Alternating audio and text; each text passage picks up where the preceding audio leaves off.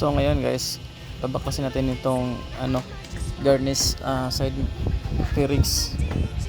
So gamitan natin ito ng technique para ma-push natin yung push pin.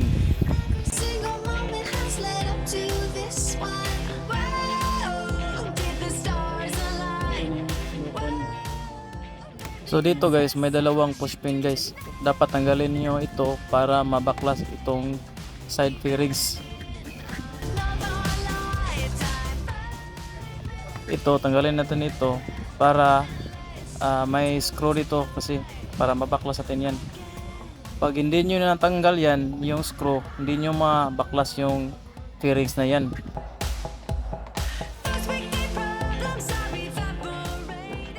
So ngayon guys, ang ginagamit ko dito pang sikwat is toothbrush. Kasi wala tayong pang sikwat, hindi tayo naka-order. So temporary lang yan yung ginagamit ko na pang sikwat na toothbrush. Diskarte lang ba? Kapag nagsikwat ka dyan, dandahanin mo, baka mabitak yan. Hindi mo pa ibabalik.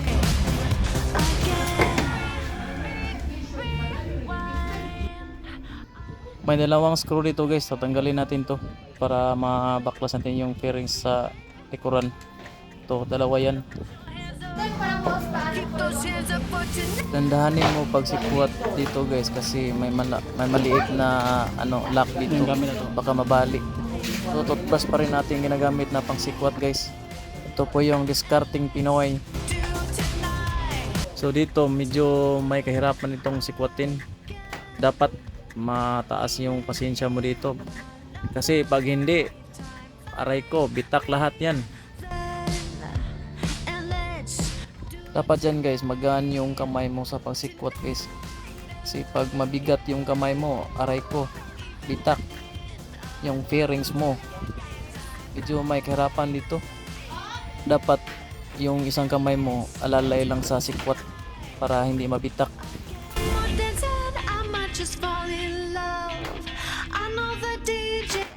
Ayun, tanggal na. So ganyan lang. So dito guys, para mapadali yung ating tinatrabaho, dapat gamitan natin ng power impact. Pag wala naman, pwede naman mano-mano, okay lang naman. Pero ito, may tools tayo, gagamitan natin. May mga bolt ito guys, tanggalin natin dalawa to para matanggal yung backseat guys. 4 na piraso yung bolt guys. So pagkatapos dyan, lipat tayo dito. So may dalawang screw dito guys, tatanggalin natin ito para ma-remove natin itong fairings na V. Kasi pag hindi ito tanggalin natin yung V na fairings, mahirapan tayong tanggalin itong side na cover. So kung nahirapan kayo sa pag-remove nito guys, ganyan lang oh. Boom! Ganyan lang. Yan, tanggal na yan. Ganyan lang. Sa pagbaklas ko dito sa side fairings guys, hindi ko na-record guys, sorry. So dyan sa kabila, may video ako dyan. So panoorin nyo lang ng tuloy-tuloy para makita nyo kung paano ko tinanggal. Hindi ako nakapag-record dyan, akala ko naka-record na. Pagtingin ko dito sa aking hindi pala. So ito nga pala yung dahilan guys kung bakit pinaklas kong lahat yung mga fairings ko. Ang daming mga wire na ningat-ngat ng daga. So wala tayong magagawa dyan. Na lang, nilagyan na natin ng electrical tape para hindi madikit sa sa chassis. Kapag nadikit yan, delikado yan guys. Kaya sipagan na lang natin na ayusin o ipunta sa marunong na magbaklas kung hindi nyo kaya. Dito guys, hindi ako expert sa pagtanggal ng mga fairings guys. So ipinakita ko lang sa inyo na ganito pagtanggal ng mga fairings na ating P6 na B3 2025. Kasi gusto ko lang i-share yung mga kung paano baklasin yung B3 na 25 model na PCX. Medyo risky ito sa akin guys kasi hindi ako marunong magtanggal ng mga fairings. Nag-search ako sa YouTube, wala. So ito na, baka makatulong sa inyo. So pagkatapos nating maglagay ng mga tape dito guys, so lipat na naman tayo. Ito guys, tatanggalin natin ito guys para malinisan natin yung doon sa ilalim ng tangke, kasi maraming mga basura doon nakikita ko kanina. Medyo mahirap itong tanggalin guys kasi yung lock niya guys, ayan doon sa ilalim guys, medyo mahirap siyang tanggalin. So dito guys, para matanggal yung lock niya guys, niligwat-ligwat ko dyan sa ilalim guys para matanggal siya. Ito na yun, ayan, tanggal na guys, ganyan lang.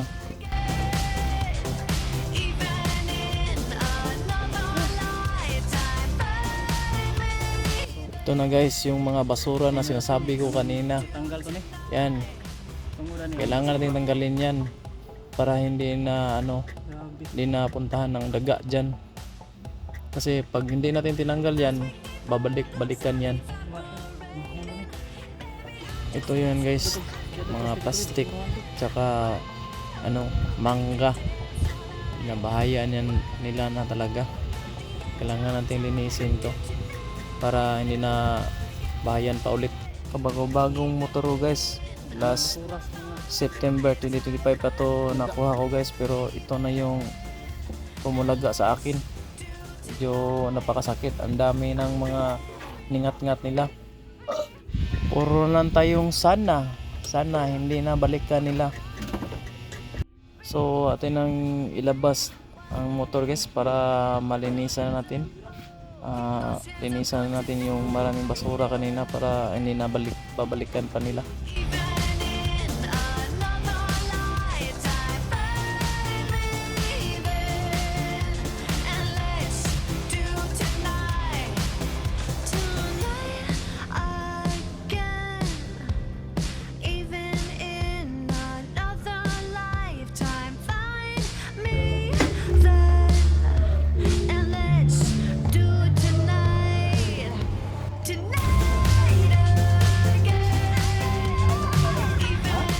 So dito guys, konting linis lang guys para matanggal yung mga maraming basura doon sa ilalim at buhangin.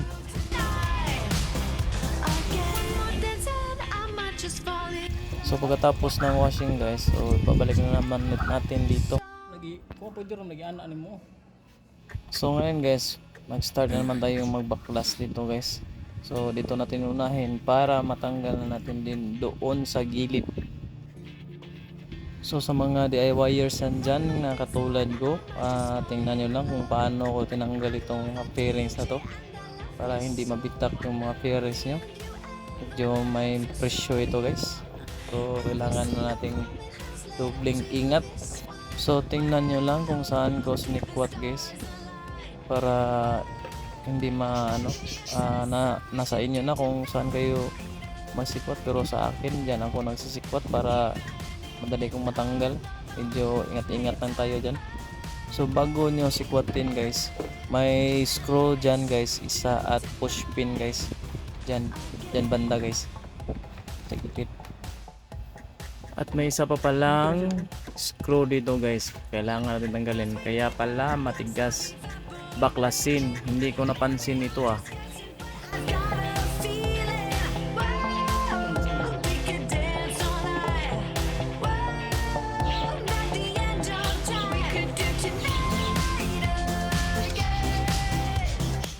Tingnan nyo lang guys kung saan ko sinisikwat yan guys. Sa inyo na kung saan kayo mag-start. Medyo nahirapan ako dito. Medyo may katigasan kaya hindi ko madaling mabaklas ito. Ayan. Tingnan nyo lang guys kung saan gusto nyo mag-start. Nabaklas ko na doon sa left side guys, pero ditong banda na to medyo nahirapan ako dito, medyo may katigasan.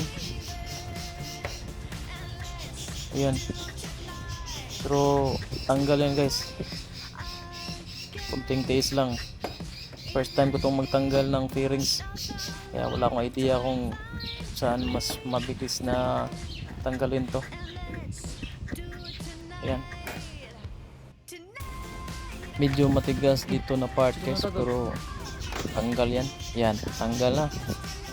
Kunting tiis lang para ma-backlash to, para ma-solve ng problema natin. Yan, ganyan lang guys. So dito guys, may isang screw guys na dapat tanggalin natin. Yan, kailangan tanggalin para maano yung bearings. Yan, may isa dyan, isa lang yan. At saka dapat sa ibaba ng headlight ay tanggalin yung screw. Yan, tanggalin yan para matanggal yung fairings. Pag hindi yan hindi nyo tatanggalin yan, medyo mahirapan kayo. Parehas kanina hindi ko natanggal kasi may screw pa pala na hindi ko na tanggal. Yan, so mahirap lang siya. Dapat kung magbaklas kayo, dapat kailangan mag-ingat kasi pag hindi nyo nabantayan yung ibang tatanggalin na screw, nako, bitak yan. Iiyak ka sa huli kapag nagkatotoo yan. Pag guys, pag hindi kayo ang gagawa na magbaklas ng fairings, pag inano mo, pinupunta mo sa kasa, ang laking mababayaran mo kasi mas malaki silang humingi ng pagtanggal ng mga fairings kasi medyo mahirap talaga siya.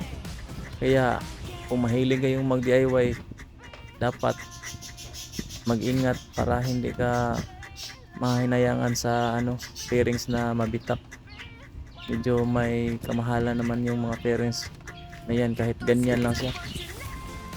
Yan guys, pag magbaklas kayo ng fairings guys, dyan dapat uunahin nyo.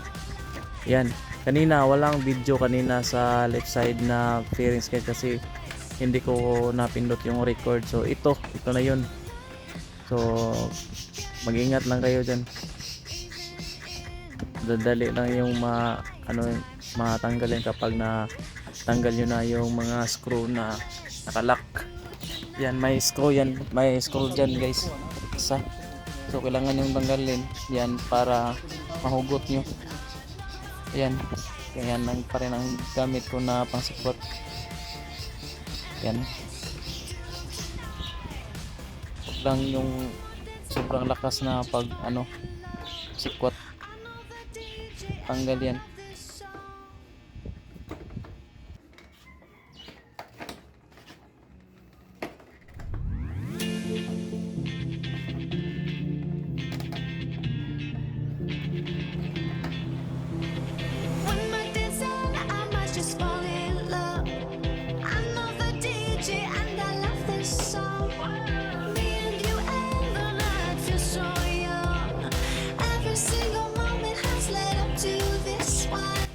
So ganyan lang guys, ingat lang tayo sa pagsikwat para safety yung fairings natin.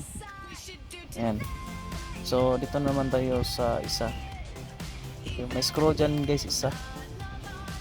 Ayan, tanggalin niyo yan para matanggal niyo yung fairings na malaki na yan. Kunting ingat lang sa pagsikwat dyan. Wala akong idea kung saan ako magsikwat dyan kasi first time kong magbaklas ng fairings guys, at PCX pa. Ayan,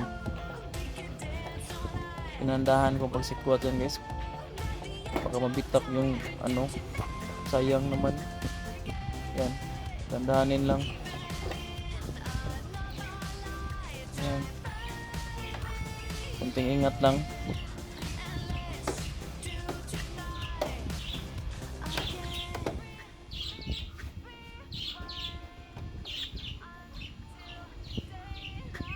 Hindi ko to ikat yung itong part na video na to para makita nyo kung paano baklasin to. Mahirap na.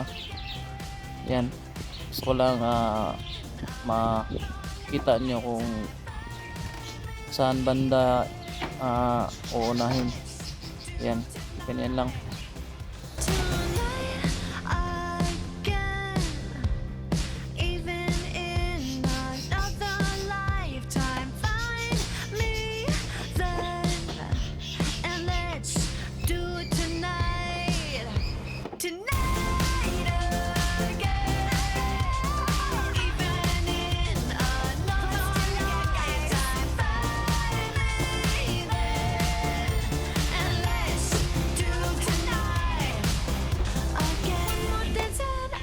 Just fall in love.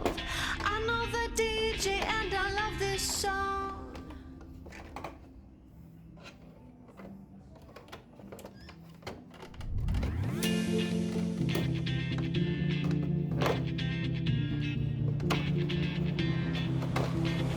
When my dancing, I might just fall in love. I know the DJ and I love this song. Me and you and the night feel so young. Every single moment has led up to this one. Whoa, did the stars align? Whoa, maybe it's a sign we should do tonight again. Even if Yan, you know, tanggal. So, ganyan lang guys. Kailangan lang dubling ingat para safety yung fairings. So, dito guys, ipapakita ko sa inyo kung ano yung mga dahilan na bakit binaklas ko to. Kasi may maraming ningat-ngat dito guys, ng daga. Tingnan nyo. Yan. At saka ito guys, tingnan nyo, malaki ng wire na yan, pero muntik nang maubos. Kailangan ng ano dyan, lagyan ng tip para hindi madikit sa ano guys, sa body. Delikado na. So ngayon guys, malapit na akong matapos maglagay ng electrical tape guys. Kinapalan ko nga pala to guys para safety yung ating wire guys, para pag madikit sa ano, sa body, okay siya.